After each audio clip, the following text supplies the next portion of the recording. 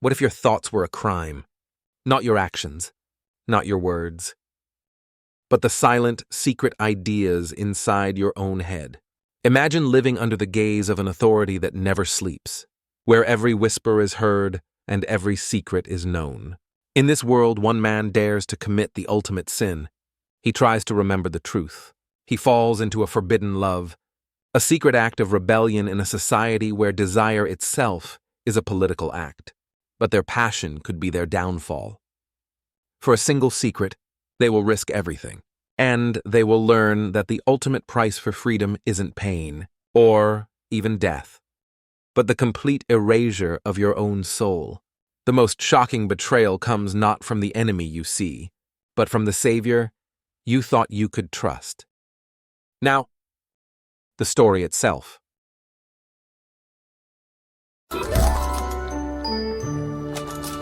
Tenny presents 1984 by George Orwell.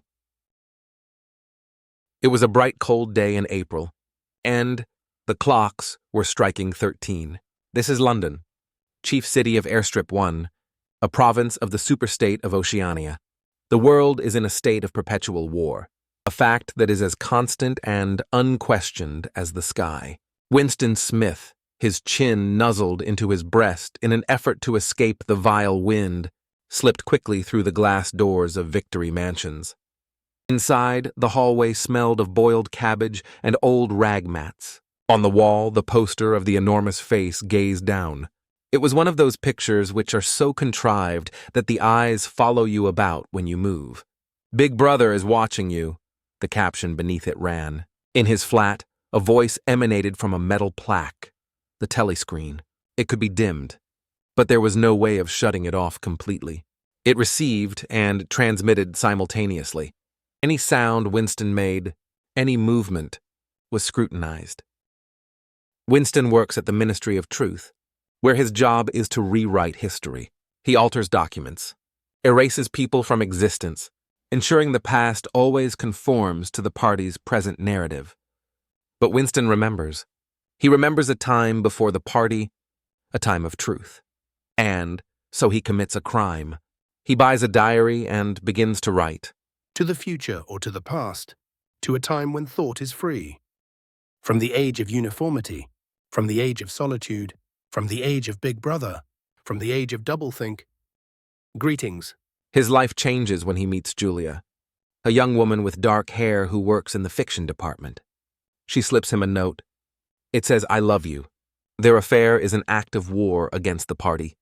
In stolen moments, in hidden clearings they call the Golden Country, they rediscover what it means to be human. I hate purity. I hate goodness. I don't want any virtue to exist anywhere. I want everyone to be corrupt to the bones. Well, I ought to suit you, dear. I'm corrupt to the bones. You are. I like you because you are. You're the only person I've ever known who feels the same way as I do. Winston's obsession with the truth leads him to O'Brien, a powerful and sophisticated member of the inner party. Winston believes O'Brien is part of the mythical underground resistance, the Brotherhood.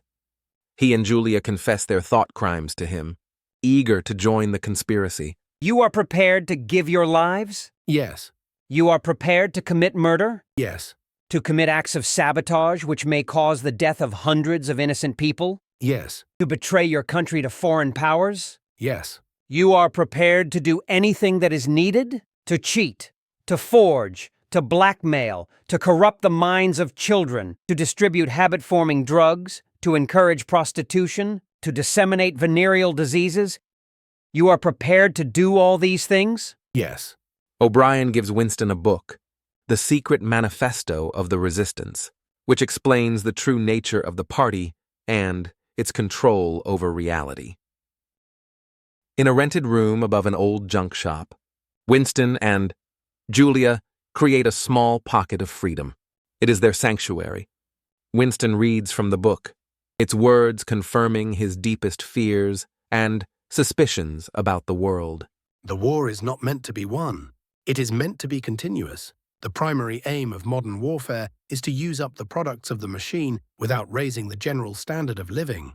As they lie in bed, Safe in their secret world, they feel invincible. We are the dead. We are the dead. Suddenly, an iron voice speaks from behind a picture on the wall. You are the dead. The telescreen was hidden all along. Their sanctuary was a trap. The thought police storm the room. Their private world is brutally destroyed. Winston is taken to the Ministry of Love, a place with no darkness. Here the party breaks its enemies. His interrogator, his torturer, is O'Brien. The conspiracy was a lie. The Brotherhood was a tool of the party to catch thought criminals. O'Brien's goal is not to punish Winston, but to cure him, to make him see the world as the party sees it. We are not interested in the overt act. The thought is all we care about. We do not destroy the heretic because he resists us. We convert him, we capture his inner mind, we reshape him. O'Brien holds up 4 fingers. How many fingers am I holding up, Winston? 4. And if the party says that it is not 4 but 5, then how many? 4.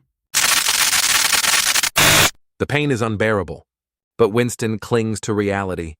He clings to the truth. Winston endures, but his mind does not break. A small corner of his heart remains free, the part that loves Julia. So O'Brien takes him to room 101. The thing that is in room 101 is the worst thing in the world. It is different for every individual. It may be burial alive, or death by fire, or by drowning, or by impalement, or 50 other deaths. In your case, it is rats. A cage is brought forward, filled with hungry, vicious rats, designed to fit over Winston's head. In this moment of pure terror, his mind seeks the only possible escape. He must put another body between himself and the rats. Do it to Julia. Do it to Julia. Not me. Julia, I don't care what you do to her. Tear her face off. Strip her to the bones. Not me. Julia, not me. The battle was over. Winston was released, a changed man. He met Julia again by chance. They confessed their betrayals to each other. The feeling was gone. I betrayed you. I betrayed you. He now spends his days at the Chestnut Tree Cafe, drinking Victory gin and watching the telescreen. He is hollowed out, his mind cleansed, his memories rewritten. As news of a great military victory flashes across the screen, Winston looks up at the enormous face of Big Brother. He understands now. It was all a struggle, a needless misunderstanding. But everything was all right now. The struggle was finished. He had won the victory over himself. He loved Big Brother. 1984 is a chilling exploration of a world where a totalitarian regime has absolute control. It warns against the dangers of state surveillance, censorship, and the manipulation of truth. The party's power isn't just physical, it's psychological. It controls reality itself by controlling language and history. The key point, the concept you would absolutely be tested on, is doublethink. Doublethink is the power of holding 2 contradictory beliefs in one's mind simultaneously and accepting both of them. It's believing the party is all-powerful while knowing it rewrites history. It's knowing you are inventing lies while genuinely believing them. The story teaches us that if we lose objective truth, if we allow memory and history to be erased, we lose the very foundation of our freedom and our humanity. The ultimate warning is that the most effective prison is not one with walls, but the one we build in our own minds. Next time on Tenny presents Crime and Punishment by Fyodor Dostoevsky. In our story today, we saw a man crushed by a society that declared his thoughts a crime.